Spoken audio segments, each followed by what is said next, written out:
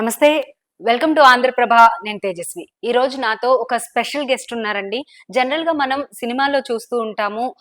పేదవాళ్ళు ఎవరైనా ఉంటే వాళ్ళ వివాహాలు జరిగేటప్పుడు వాళ్ళు ఒక పెద్ద మనిషి ఇంటికొస్తే పుస్తులు కానీ, మెట్టెలు అలాగే వాళ్ళకి పసుపు, కుంకాలు ఇస్తూ ఉంటారు. అవన్నీ జనరల్‌గా మనం సినిమాలోనే చూస్తూ ఉంటాము. గ్రామం మొత్తానికి కూడా ఇస్తూ ఉంటారు. కానీ ఈ రోజు నేనొచ్చిన గెస్ట్ మాత్రం కేవలం గ్రామంలో మాత్రమే కాదు, మొత్తం స్టేట్‌లో ఎవరు పేదవాళ్ళు ఎవరున్నా సరే, అది హిందువులు కావచ్చు, ముస్లిమ్స్ కావచ్చు, క్రిస్టియన్స్ కావచ్చు, మతంతో, కులంతో సంబంధం లేకుండా ఎవరు పేదవాళ్ళొచ్చినా సరే, వాళ్ళకి పుస్తెలు, మెట్టెలు అలాగే పసుపు, కుంకాలు ఇచ్చి ఆయన ఆశీర్వదిస్తూ ఉంటారనమాట.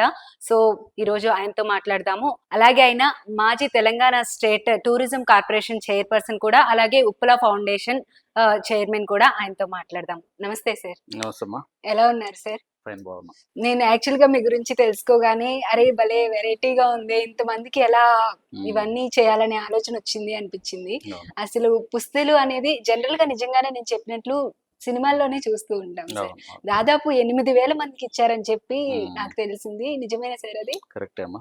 ఓకే. గత 26 సంవత్సరాల నుంచి 1998లో ఈ ఫౌండేషన్ ద్వారా ఒకటి చేయాలి. హ్మ్. గరీబోళ్ళకి అండగా ఉండాలనేది ఒక ఫౌండేషన్ స్థాపన చేసినాం. ఓకే. ఫౌండేషన్ ద్వారా చాలామంది గరీబోళ్ళకు హ్మ్. ఇవాళ తెలంగాణ వ్యాప్తంగా 33 జిల్లాలలో మాది అంతర్జాతీయ వైశ్య ఫెడరేషన్‌కు తెలంగాణ అధ్యక్షునిగా ఉన్న వైశ్య కమ్యూనిటీకి. ఓకే. మా జిల్లాలలో కూడా అధ్యక్షులకు వాళ్ళు కూడా రికమెండ్ చేస్తారు. హుహు. ఎందుకంటే కొందరు ఏంటంటే సోషల్ మీడియాలో, ఫేస్‌బుక్‌లో చూస్తారు, ట్విట్టర్‌లో చూస్తారు, ఇన్‌స్టాలో చూస్తారు. దానిలో చూసేసి అరే! ఉప్పల శ్రీనివాస్ గుప్తా ఆయన సొంతంగా ఫౌండేషన్ ద్వారా పంపిస్తుండు. హ్మ్. ఆయన నంబర్‌కి ఫోన్ చేయొచ్చు అని చెప్పి నా మొబైల్ నంబర్ కూడా ఉంటది దాంట్లో. ఓకే. డైరెక్ట్ కాల్ చేస్తారు వాళ్ళు. ఓకే. కాల్ చేయగానే కొందరు ఏంటంటే జిల్లాల నుంచి ఎక్కడి నుంచో పాపం ఆదిలాబాదో, నిర్మలో అక్కడి నుంచి రావాలంటే 200, 300 కిలోమీటర్లు ఉంటది. హ్మ్. ఆ నుంచి ఇక్కడ రావడానికి వాళ్ళ ఖర్చులే రూ. 1000 అయితాయి. అవును. వాళ్ళకి అట్లా కాకుండా నేనే ఇక్కడి నుంచి ఒక మనిషి ద్వారా పంపిస్తా. ఓహ్! ఓకే. అక్కడ మా అధ్యక్షుడు వైశ్య కమ్యూనిటీ నుంచి ప్రెసిడెంట్ వాళ్ళని ఇంటికి పిలిపించేసి హ్మ్. అక్కడ వాళ్ళు అందజేస్తారు. పుస్తే మట్టెలు, చీర, గాజులు, పసుపు ఓకే. కుంకుమ పెట్టేసి వాళ్ళకు ఓ వాయినంగా ఇస్తాం. ఓకే. ఇక వాళ్ళకేందంటే రెక్కాడితే గాని డొక్కాడని బతుకులలో చాలా మంది ఉంటారు. హ్మ్. సరే ప్రభుత్వం కూడా కళ్యాణ లక్ష్మి పథకం ద్వారా కూడా హ్మ్. రూ. 1,00,000 ఇస్తుంది. ఆ రూ. 1,00,000 కూడా చాలా మందికి తెలవదు. అవును. ఇది ఇస్తది గవర్నమెంటు అని హ్మ్. చెప్పి. అవును. అందుకని చెప్పేసి అది కూడా వాళ్ళకి చెప్తాం. ఆడ ఓకే. లోకల్ ఎలా ఎంఆర్ఓ కూడా అప్లై ఫోన్ చేసి చేసుకోవాలి? ఎట్లా అప్లై చేసుకోవాలి. ఒక ఓకే. ఫామ్ ఉంటది. దాన్ని ఫిలప్ చేసి ఇయ్యాలి. హ్మ్. ఒక వెడ్డింగ్ కార్డ్ దానికి అటాచ్‌గా ఇయ్యాలి. హ్మ్. ఇచ్చిన తర్వాత ఎంఆర్ఓ తోటి కూడా వాళ్ళకి డబ్బులు రాకపోతే కూడా మళ్ళీ నేనే ఫోన్ చేసి మాట్లాడుతుంటా. ఓకే. ఇవన్నీ చెప్తుంటా. Okay sir. అసలు ఎలా వచ్చింది సార్ ఈ థాట్ ఇలా ఇస్తే బావుంటుంది అని చెప్పి? అంటే ఇక ఊర్లో మేము లక్షిందేవపల్లి మా సొంత ఊరొచ్చేసి లక్షిందేవపల్లి. హ్మ్. సిద్దిపేట జిల్లా ఇప్పుడు డిస్ట్రిక్ట్ అయింది. హ్మ్. లక్షిందేవపల్లిలో ఉన్నప్పుడు ఏందంటే ఎస్సీలల్లో గాని, ఎస్టీలల్లో గాని వాళ్ళ ఆడబిడ్డ పెళ్లి అయిందనంగానే మా నాన్నగారి దగ్గరికి కూడా వత్తురు అప్పుడు. ఆ హుహు. రోజులల్ల. హ్మ్. వచ్చేసి అప్పుడేందంటే మేము కొంచెం సావుకారు లెక్క. అంటే ఓకే. అప్పు ఇచ్చేసి మళ్ళా దాన్ని ఆ! పంట పండిన తర్వాత తీసుకునేది. తీసుకోవడం. హ్మ్. అట్లుండేదన్నట్టు. అట్లుండేసరికి నాన్న దగ్గరికొచ్చేసి ఇట్లా మా బిడ్డ పెళ్లి పెట్టుకున్నాం. ఆ పెళ్లి ఇప్పుడు ఇంకో 15 రోజులే ఉన్నది సౌకర్యం ఏమన్నా పైసలు అప్పిస్తే మళ్ళా మేము చేసుకుంటాము అని చెప్పేసి అనేది. అనంగానే వాళ్ళ బాధ చూస్తుంటే అరే! సరే మనం ఇప్పుడు అంటే అప్పు కంటే ఆ రోజులలో మనం ఏందంటే అంత పొజిషన్‌లో లేం కాబట్టి హ్మ్. అప్పో సప్పో చేసి వాళ్ళకి సపోర్ట్ చేద్దుంటిమి. ఓకే. ఆ రోజులు మనకు గుర్తొచ్చేటియి. హ్మ్. అంటే ఒక ఆడబిడ్డ పెళ్లి చేయాలంటే ఇయాల రేపంటే కట్నాలంటే ఇప్పుడు బందయినాయి. అప్పుడంటే ఆ రోజులలో కట్నం ఇయ్యాలే, మళ్ళా పందిరియాలే, వాళ్ళకి పుస్తెమట్టెలు పెట్టాలే. అన్నీ చేసుకుంటూ వాళ్ళు ఇంకా బయట నుంచి అప్పు అవును. తీసుకొచ్చేసి కూడా పెళ్ళిళ్ళు చేస్తారు. హ్మ్. ఆ ఉద్దేశంతోటి ఎందుకంటే మన వంతుగా, హ్మ్. నా వంతుగా నేను కూడా ఒక సాయం చేసినట్టు ఉండాలనేది ఒక తలంపుతోటి ఇగ ఒక ఛాలెంజ్‌గా తీసుకొని ఎవరొస్తే వాళ్ళకు. ఓకే. అది కూడా న్యాయబద్ధంగా. హ్మ్. ఏందంటే వాళ్ళు ఫంక్షన్ వాళ్ళ హాల్లలో బ్యాక్‌గ్రౌండ్ చేసుకుంటా ఏంటనేది బ్యాక్‌గ్రౌండ్ అంతా చూసేసి ఎంక్వైరీ చేసేసి ఓకే. మరీ గరీబోళ్ళు ఎందుకంటే వికలాంగులొస్తారు. అనాథ హ్మ్. పిల్లలు తల్లెవరో, తండ్రెవరో తెలవదు. హ్మ్. అటువంటి పిల్లల్ని తీసుకొనొస్తారు. మొన్న ఓకే. అమ్మ ఫౌండేషన్ నుంచి అనిల్ కుమార్ తీసుకొనొచ్చిండు. హ్మ్. తల్లిదండ్రులు లేరు పాపం వికలాంగులు వాళ్ళు. ఓకే. ఇద్దరు తీసుకొనొస్తే వాళ్ళకు పుస్తెమట్టెలు గిట్ట ఇయ్యంగానే వాళ్ళ దన్నన అంటే ఆ ఆనందం. ఒక సపోర్ట్ అన్నట్టు. మోరల్ హ్మ్. సపోర్టు, ఫైనాన్షియల్‌గా సపోర్ట్ ఉంటది. వాళ్ళకి మెయిన్ ఏందంటే ఒక తాళిబొట్టు ఇయ్యంగానే ఒక మెయిన్ అస్త్రం అయిపోతది. అవును. అది ఎక్కడన్నా అదే చేసుకోవచ్చు వాళ్ళు. మెయిన్ గదా! అవును. ఇగ వాళ్ళ ఇంటి దగ్గరనే చేసుకోవచ్చు, గుడిలో టెంపుల్‌లో అయినా చేసుకోవచ్చు. చేసుకోవచ్చు. అవసరమైతే కొందరు తిరుపతికి పోయి చేసుకుంటారు. హ్మ్. హ్మ్. వెంకటేశ్వర స్వామి సన్నిధిలో చేసుకోవాలని. యాదగిరిగుట్ట పోతారు, లక్ష్మీనరసింహ స్వామి సన్నిధి అనుకుంటారు. అవును. లేకపోతే సమ్మక్క సారక్క ఎక్కడికన్నా పోయేసి చేసుకుంటారు. అంటే ఇగ గుడి ముంగట చేసినామంటే దానికొక వాల్యూ ఉంటది. అవును. ఒక పవర్ ఉంటది అనేది నమ్మకం అందరికి. ఓకే. సరే అసల ఫుల్ ఫ్లెడ్జ్డ్‌గా ఏ ఏజ్‌లో స్టార్ట్ చేశారు? ఫౌండేషన్ స్టార్ట్ చేసి ఫౌండేషన్‌లోనే 1998 నుంచే మేడం. 1998 నుంచే చేసుకుంటూ అంటే ఉప్పల ఫౌండేషన్ ద్వారా ఒక పుస్తెమట్టలు ఇదే ఇవ్వడం కాకుండా హ్మ్. గరీబోళ్ళకు కుట్టు మిషన్లు ఇస్తుంటాం. హుహు. ఓకే. మరి వాళ్ళకు వికలాంగులకు వీల్ చైర్స్ ఇస్తుంటాం. హ్యాండ్ స్టిక్స్ ఇస్తుంటాం. నోట్ బుక్స్ కూడా పంపిస్తుంటా. అంటే హ్మ్. గవర్నమెంట్ స్కూళ్ళల్లో ఆర్ఫనేజ్ ఆ! స్కూల్స్ ఉంటాయి కదా! ఆ! వాళ్ళ ఇళ్ళలోకి పోయేసి వాళ్ళకి చేపిస్తుంటా. ఓకే.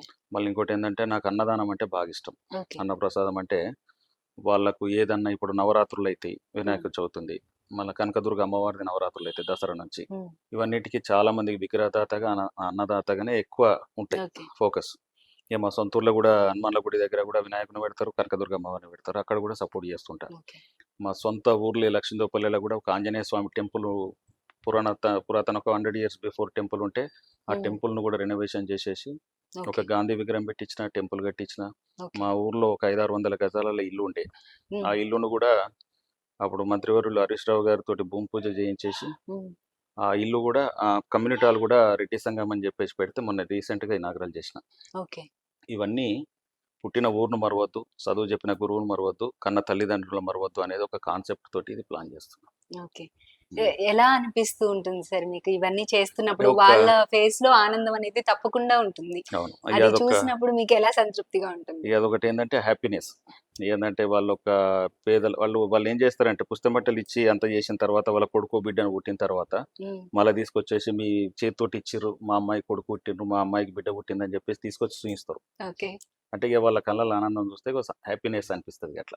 అంటే మనం గూడా వైశ్య కులమైనా గాని హ్మ్. అంటే బెదరికంతోటే ఉండే. హ్మ్. ఊర్లో ఓకే. ఒక పెద్ద కోమటిగా నానున్నా గాని హ్మ్. అక్కడ మేము 5 కిలోమీటర్లు నారాయణరావుపేట పోయి కూడా 10థ్ క్లాస్ చదువుకున్నా అట్లా. ఓకే. నడుచుకుంటూ సైకిల్. సైకిల్ మీద హ్మ్. తర్వాత బజాజ్ చేతకు ఇట్లా హ్మ్. స్టెప్ బై స్టెప్ వచ్చినాం కాబట్టి ఓకే. గరీబోళ్ళ ఆ బాధలు కష్టం ఎట్లుంటాయని ఏంటనేది తెలుసు. తెలుసు. అట్లా. చదువుకున్నప్పుడు గూడా వాళ్ళ ఫీజు కట్టాలంటే ఎట్లుంటది. కొందరిని అడాప్ట్ చేసుకొని చదివిపిస్తుంటా. హ్మ్. ఈ కొందరినేందంటే వాళ్ళు ఐఏఎస్, ఐపీఎస్ చదివే వాళ్ళకేందంటే మాకు అంతర్జాతీయ వైశ్య ఫెడరేషన్ అని organisation. National level okay. Organisation. నేను నేషనల్ లెవెల్‌లో వర్కింగ్ ప్రెసిడెంట్‌గా ఉన్నా. 28 రాష్ట్రాలలో ఉంటది. ఓకే. దానికి ప్రిలిమినరీ పాస్ అయినోళ్ళకు ఐఏఎస్‌కి రూ. 1,00,000 లెక్క నాన్ రిఫండబుల్ ఫండ్ కింద ఇస్తాం వాళ్ళకి. ఓకే. ఇప్పటి వరకు ఒక దాదాపు 36, 37 మందికి ఓకే. అంటే ఫౌండేషన్ మన తెలంగాణ ఆర్గనైజేషన్ ద్వారా వరకే ఇచ్చాం. పరిమితం కాకుండా దేశవ్యాప్తంగా గూడా దేశవ్యాప్తంగా సేవలందిస్తున్నారు. ఓకే. అది అంటే ఇగ అన్ని స్టేట్‌లలో నాలాగా ప్రెసిడెంట్స్ ఎట్లుంటారో హ్మ్. వైశ్య హ్మ్. కమ్యూనిటీల, వాళ్ళ హ్మ్. స్టేట్‌ల వాళ్ళ దగ్గరికి. అంటే వైశ్యులల్ల గూడా కొమట్ల దాంట్లో గూడా ఒక ఐఏఎస్ ఆఫీసర్ ఉండాలి. ఒక ఓకే. ఐపీఎస్ ఆఫీసర్ ఉండాలి. ఒక ఐఆర్ఎస్ ఆఫీసర్ ఉండాలి. హ్మ్. అనేది ఒక కాన్సెప్ట్ దీనిది. ఓకే. ఇగ అన్ని చాలా మంది గూడా వాళ్ళకేందంటే రూ. 1,00,000 ఇస్తా అంటే ఇస్తే వాళ్ళకేందంటే ఒక ధైర్యంగా అవును. తల్లిదండ్రులేందంటే పాపం చిన్న చిన్న కూలినారు పని చేసుకునేటోళ్ళు గూడా కొడుకులు ఐఏఎస్ ఆఫీసర్ అయినోళ్ళు అవును. మనం చూస్తున్నాం. అవును. ఆటో రిక్షా నడిపే వాళ్ళ చేసే కొడుకులు, వాళ్ళకి కూడా బిడ్డలకు ఉన్నారు. గూడా అవును. ఐఏఎస్ ఆఫీసర్, ఐపీఎస్ హ్మ్. ఆఫీసర్ అయ్యారు. అట్లా వైశ్యులలో గూడా ఉండాలనేది ఒక తలంపు. Okay sir. ఇవన్నీ చేస్తున్నప్పుడు వాళ్ళ హ్యాపీనెస్ చూస్తున్నప్పుడు మీ ఫ్యామిలీ మెంబర్స్ ఎలా ఫీల్ అవుతూ ఉంటారు? ఇగ మాకు ఇద్దరు బాబులు. ఓకే. ఈ ఇద్దరు బాబులు ఎంబీఏ అయిపోయింది. వాళ్ళు గూడా నా దారిలో వాళ్ళన్నట్టుగా ఉంటారు. మా మిసెస్ ఓకే. స్వప్న గాని, నలుగురం ఏందంటే నేను ఒకటి జెప్తే వాళ్ళు ఇంకోటి గూడా చేద్దాం డాడీ ఇది చేస్తే ఆ! బాగుంటది అనేదే ఓకే. అడ్వైస్ చేస్తారు గానీ, ఎక్కడ గూడా ఎందుకు డాడీ మనకొద్దు వద్దు అని అనేది. జెప్పేసి ఎందుకు జేయాలి ఇంతగనం అని జెప్పేసి కూడా అనరు. ఓకే. అట్లా లేదు. సో, ఎలా అనిపిస్తూ ఉంటుంది సార్? అందులోనూ మీరిటు ఫౌండేషన్ రన్ చేస్తూ ఉన్నారు. హ్మ్. ప్లస్ మరోవైపు రాజకీయాల్లో కూడా ఉన్నారు. రెండిటిని హ్యాండిల్ చేసుకోవడం ఎలా ఉంటుంది? రెండిటికి అంటే ఇప్పుడు ఒక వ్యాపార పరంగా, పొలిటికల్ పరంగా, సామాజిక సేవ పరంగా గూడా న్యాయం జేస్తా. హ్మ్. ఎందుకంటే దేని టైం దానికి. ఏదైనా ఫంక్షన్స్ ఉంటే ఫంక్షన్స్‌కి అటెండ్ అవ్వడం. హ్మ్. అన్నిటికి టైమ్ ఇస్తా. రాత్రి 12 అయినా గాని అటెండ్ అయ్యే ఓకే. వస్తా ఫంక్షన్స్‌కి. ఓకే. మళ్ళా వాళ్ళకి ఏదైనా వచ్చింది అంటే వాళ్ళని ఏ టైం రావాలంటే మార్నింగ్ 10 వరకైతే ఈజీగా ఉంటదంటే మార్నింగ్ 10 వరకు రమ్మంటా. మార్నింగ్ తొందరగా వచ్చిరంటే వాళ్ళు బ్రేక్‌ఫాస్ట్ ఇక్కడనే చేస్తారు. ఓకే. లంచ్ టైమ్‌లో వచ్చిందంటే ఇక్కడనే లంచ్ చేపిచ్చి పంపిస్తా. ఓకే. మీ ఎడ్యుకేషనల్ క్వాలిఫికేషన్ ఏంటి సార్? నాది ఉస్మానియా యూనివర్సిటీలో ఎంఏ పొలిటికల్ సైన్స్ చేసిన. ఓకే. అసలు ఉస్మానియా యూనివర్సిటీలో ఉన్నారంటేనే వాళ్ళకి ఏదో ఒక ఇటువంటి సోషల్ యాక్టివిటీస్ అలా వచ్చేస్తాయనుకుంటా గదా! అంతే. అంతే. ఇగ అంటే ఇగ రాజకీయంగా అంటే ఇప్పుడున్న రాజకీయాలకి ఎట్లయిపోయిందంటే ఈ డబ్బుతోటి కూడిన రాజకీయాలయితున్నాయి. హ్మ్. ఇంకా అవి మారాలి.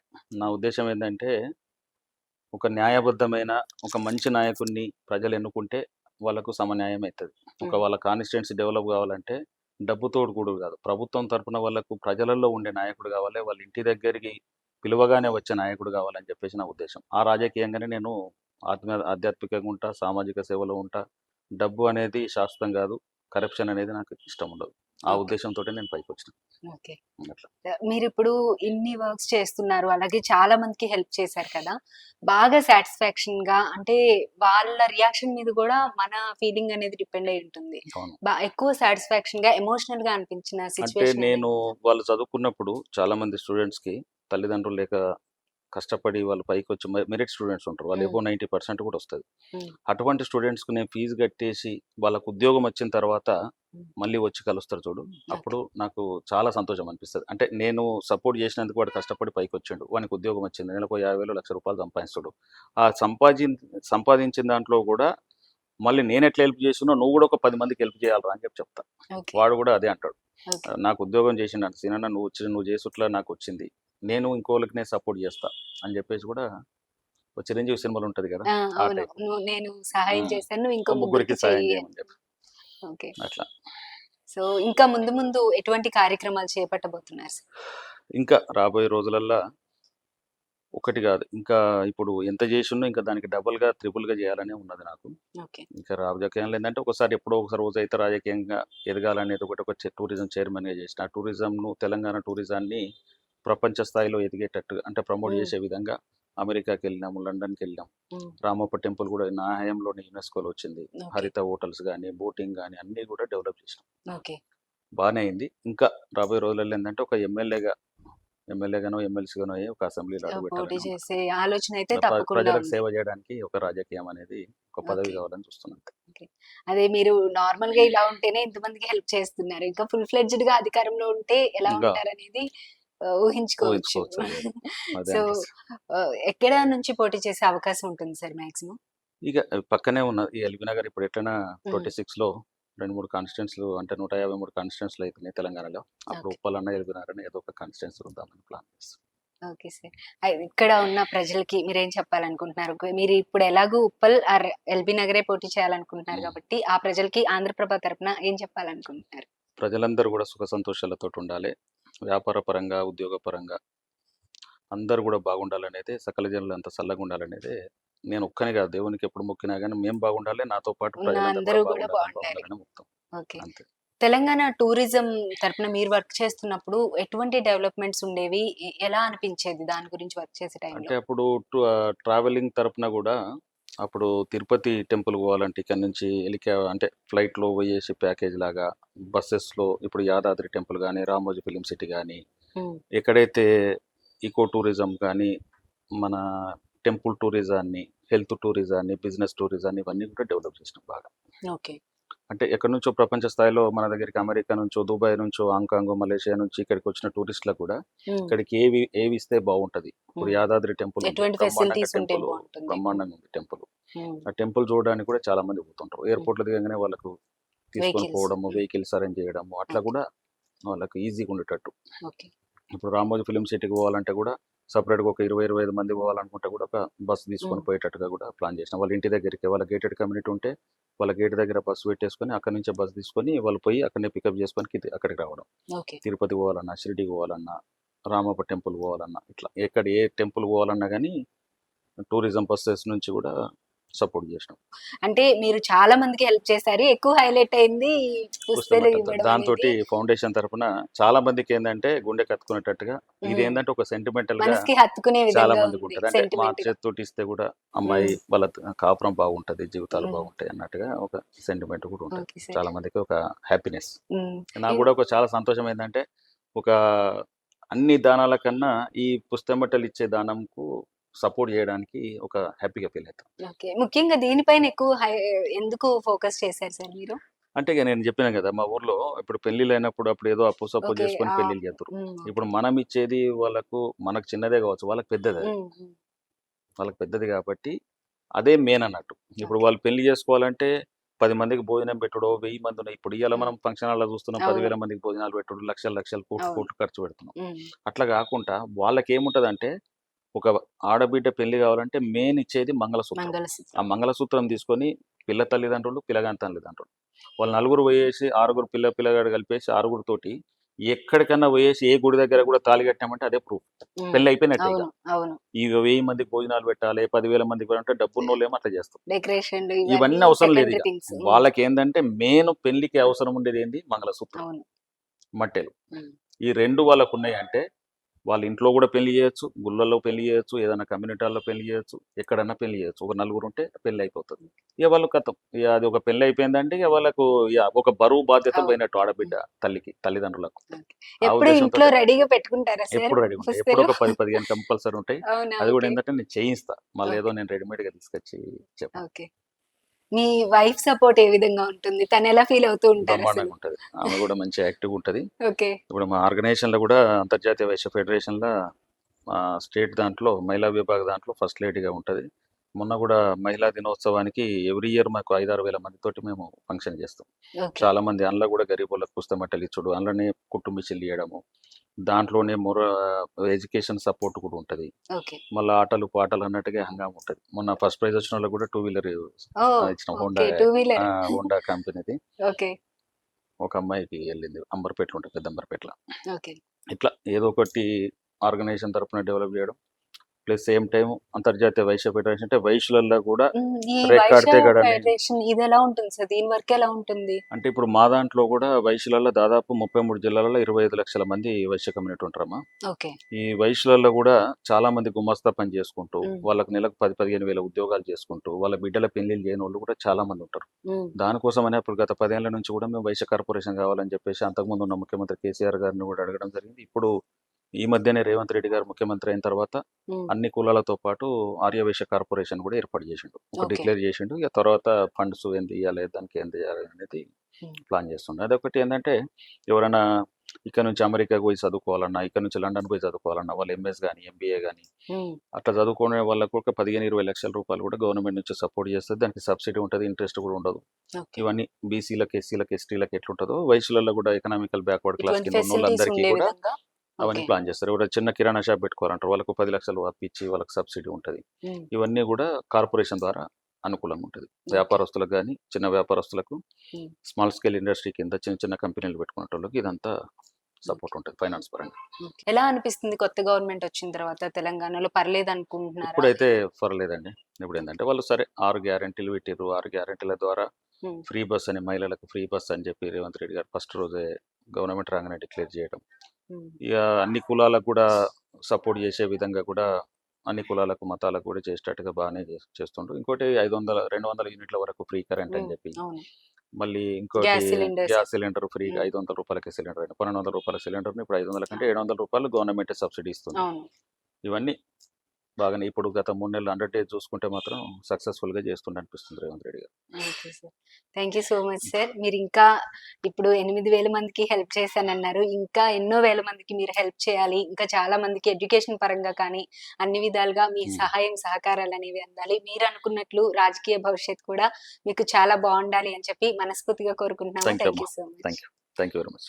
మొత్తానికొచ్చేటప్పటికి మనం మూవీస్‌లో చూసినట్లుగానే నిజంగానే ఒకళ్ళకి కాదు, ఇద్దరికి కాదు 8,000 మందికి పుస్తులనేది ఇప్పటివరకు అందించడం జరిగింది. ఇది ఎప్పటికి కూడా ఇలా కొనసాగుతూనే ఉంటుంది. దీని నుండి మాకు కూడా చాలా హ్యాపీనెస్ అనేది ఉంది అని చెప్పి శ్రీనివాస్ గుప్తా గారు చెప్తున్నారు. కేవలం తను మాత్రమే కాదు తన ఫ్యామిలీ మెంబర్స్ అంతా కూడా ఇంకా ఇంకొంచెం హెల్ప్ చేద్దామనే ధోరణితోనే ఉంటారు అని చెప్పి చెప్తున్నారు. ఆహ్, ఇటువంటి సహాయం అనేది తన చేతుల మీదుగా ఇంకో ఎంతో మందికి అందాలి. వాళ్ళ భవిష్యత్తు కూడా ఇంకా చాలా బావుండాలి అని చెప్పి మనస్ఫూర్తిగా కోరుకుంటున్నాం. Thank you so much. Keep watching Andhraprabha.